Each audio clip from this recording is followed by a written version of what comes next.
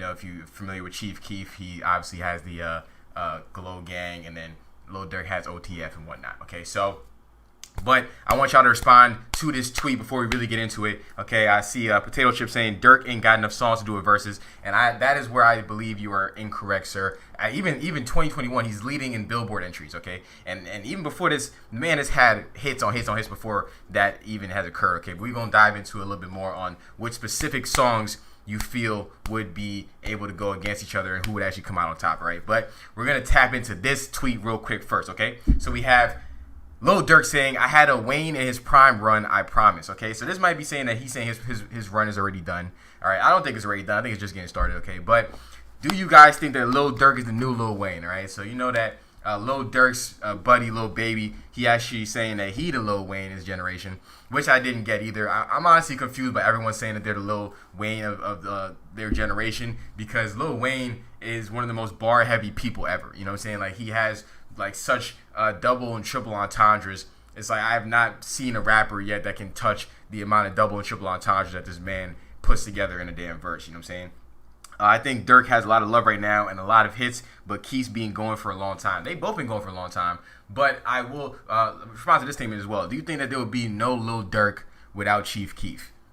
That is a statement that may seem like it's easy to make, but Chief Keef and Lil Durk make different kinds of music. You know what I'm saying? Like Chief Keef was the forefront of like the young people, like young people out the hood getting money like that. He is the forefront of that. He's the face of that, right? Lil Durk, he was making aggressive music early on, yes, for sure, but he was early on like the melodic wave and trying to get away from like the angry drill stuff way before he even popped off. Like years ago, he was already like trying to transition. Like if you ever heard like Money Walk with Future, like that's even a little bit further down the line. But even Shawty My Beyonce, like I can't imagine Chief Keef making a song called Shawty My Beyonce. Like I can't even fathom that. You know what I'm saying? Like that was around the time that Lil Durk was dating Dej Loaf and whatnot. But you saying STFU to me, I don't know who he's saying STF to you to actually. Durk ain't no new Wayne. Baby is more Durk Durk is more like Future. Wayne is Baby. Okay, but see, look, when Baby says he's new Lil Wayne, I still don't get why. Like Lil Baby has bars. Don't get it confused, right? But let's really dive deep into why we like Lil Baby. All right, like Lil Baby has believability for sure, right?